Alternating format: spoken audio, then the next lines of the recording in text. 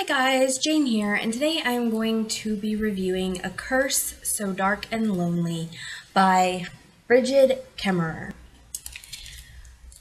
This is a Beauty and the Beast retelling.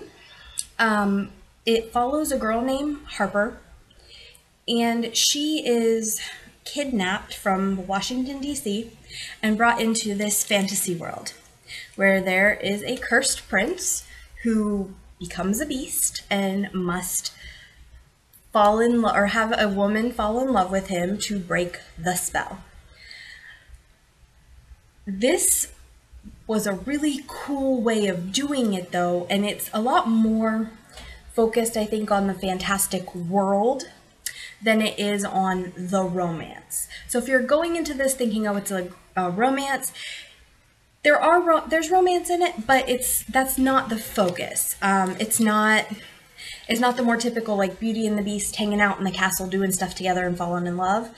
It's very much about the world and the people that the prince governs and things like that. It was a really neat book.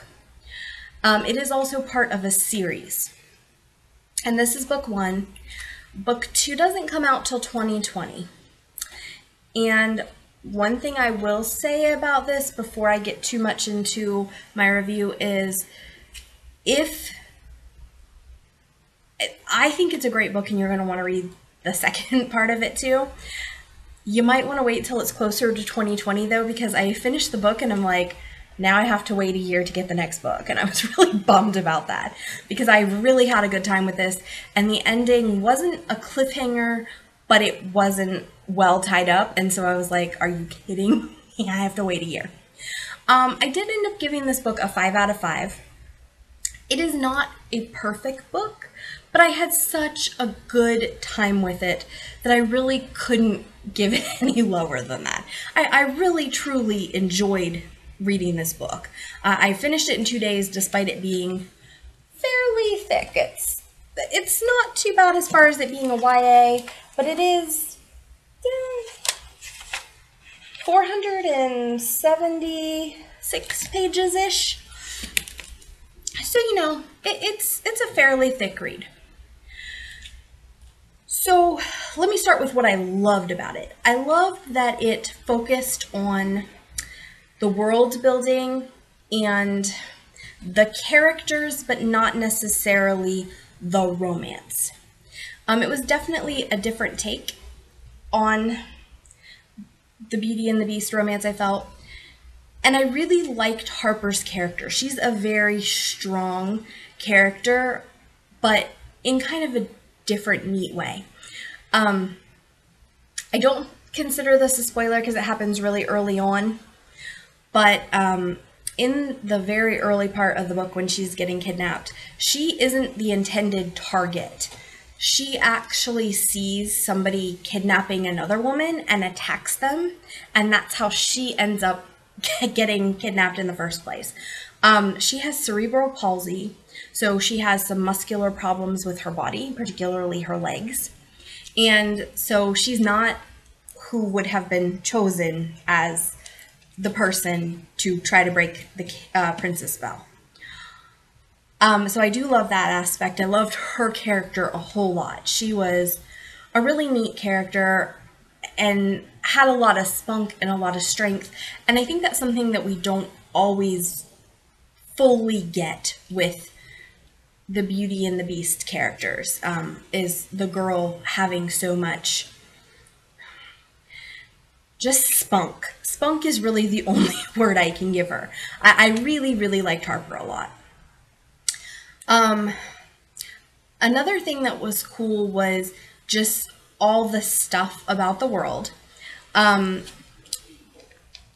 Because of the prince being cursed, his kingdom's kind of falling apart.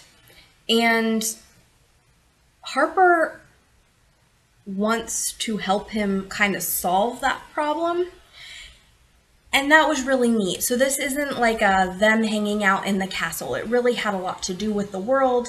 And I have trouble with fantasy sometimes if the world is too complicated. This world wasn't. It was just the right blend of this is neat and I understand what you're telling me and I understand what we're doing here, but not so much detail that I was bored with it all. So I really love that element too. So a couple things that weren't perfect for me. And I have very minor complaints here. I really, really, truly enjoyed this book. I really highly recommend it, especially if you love Beauty and the Beast retellings. This might be one of the best Beauty and the Beast retellings I have read recently, for sure. I really had a good time with it. But some minor complaints. So both Ren and Harper, their characters are just a little bit over the top sometimes. Harper is sometimes, I mentioned she's strong and she's kind of obstinate and stubborn and a strong woman. And I liked that about her, but sometimes I thought they played it too far. Sometimes she doesn't think before she acts. She's very impulsive, and I could have had her toned down a little bit. The prince, whose name is Ren, sometimes he was a little dramatic about things, and I didn't always like that. Overall, I enjoyed him as a character, and we get dual perspective. This is told in dual first-person point of view. So we get his perspective and her perspective throughout the book, and I really felt like I got to know him, and I liked him. I liked her better, but I did like him, but just sometimes he was a little irritating. Another thing that is not so much a complaint, but something you might consider before deciding if you want to read this book is kind of graphic in places. I didn't think it was gratuitous, and but it was definitely more than is typical in the stuff I read. So just know going in that there is some battle scenes, there's some blood, there's some torture.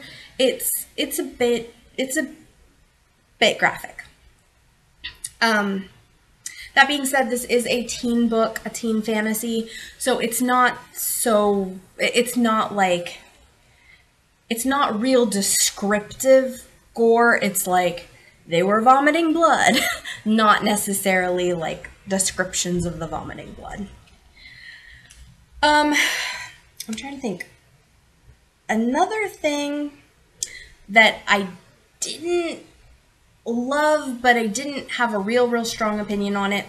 I think that there was meant to be like a hint of a love triangle in this book. And until the end, I hadn't really realized that that's what the writer was trying to do, because it didn't come across that way to me. The character that seems like they were implying a love triangle with just seemed like a really good friend to Harper. So I didn't necessarily feel there was a love triangle, but I could see if people took it that way. And at the end, I kind of felt like the author wanted you to think that, but I didn't see the chemistry between those characters in the story. I just saw Harper and Ren, and that was it. And like I said, I don't know if that was intentional or not. A couple things happened at the end that made me think, oh, did the author want there to be a love triangle? Because that wasn't how I interpreted it. The ending also, I did not enjoy the fact that it was not nice and loose, or nicely tied up. There were still a lot of loose ends. And I didn't realize at first that it was part of a series, and so I had to go look before I did my review, because if it had been a single standalone book, the ambiguity of the end would have made me give it a 4 instead of a 5. Because there's another book to come, I can give it a 5 confidently. I want more. I'm excited about the next book. I am so there. But the ending was ambiguous and left enough strings loose dangling that I was like, wait a second. I feel like we needed a couple more chapters in there to finish this book.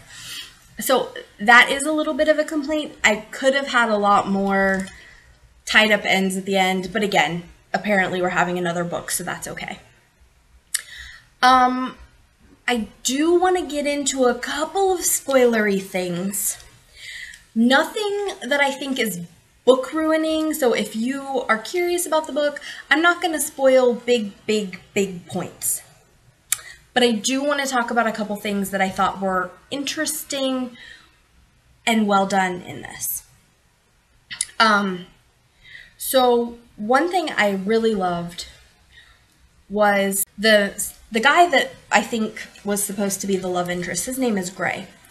And he is a really neat character. I loved who he was, and I loved how he acted throughout the whole thing. He is incredibly interesting of a character, and I think the next book may focus on him, and I'm all about that. But he was an amazing side character, and really all the side characters in this book were really well done. I had a great time with them. Another thing that I loved about the plot. Harper and Wren. Harper realizes, I think, that her and Wren are not going to fall in love, or thinks they're not. And so they have this plot to try to kind of save the kingdom from outside invaders while she's there until the curse takes over. Because this is his last chance. After this, when he becomes a monster, he's going to stay a monster. My understanding of the magic of this is there's like a 3-month cycle, and he gets to not be a beast, and then he becomes a beast until they kill him, maybe? And then he like wakes up and it's almost like a Groundhog Day type thing, except that the rest of the world is going on around him, but things in his world don't change. Certain things don't change, like the same music plays, the same food is available in the kitchen. But if he kills somebody, except for himself or Gray, they stay dead. So we learn pretty early on that Wren has murdered his entire family. He's murdered almost everybody who used to work in the kingdom. He's murdered a lot of girls in the trying to seduce them thing. It's been a complete mess for him. So he's trying to set things up so that him and Wren, or he's trying to present Wren as a princess he's forming an alliance with to protect the kingdom from the monster, except that he's the monster, and from invading kingdoms. So I loved that plot. I thought it was a really cool, well done way to handle this. So obviously this, spending all this time together, pretending to be a prince and a princess and meeting the common folk is really what connects Harper and Wren. And I really enjoyed that aspect of it. This book didn't feel like a romance. It didn't feel like these characters falling in love. It felt like them doing all this cool stuff in this world as they pretend to be engaged, but also connecting with the people. And even by the end, it's not, it didn't have that feel like I was expecting of a romance, and I really liked that. This is a book like I even talked to my brother about, and he doesn't read romance. And I said, you know, there's kind of a romantic side plot, but I feel like even somebody who doesn't enjoy romance could enjoy this book. The romance between them, or the feelings, because I can't even call it a romance. Like, it doesn't really get far. Like, there's no sex in this book. There's like a kiss, maybe. There's a kiss, but I don't think there was more than a kiss. You know, it's very sweet.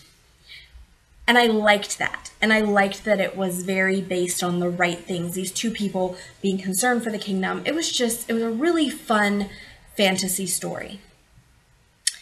So, I really this was such a good book, and I highly recommend it. And if you enjoy retellings, check it out. And if you enjoy fantasy, I'd say check it out as well. The side characters were great. The main characters were great. The world was fun. I had such a good time with this book. All right, guys, social media is down below. Like and subscribe. And if you have any thoughts on this book and have read it, I would love to hear what you thought. Talk to you later. Bye.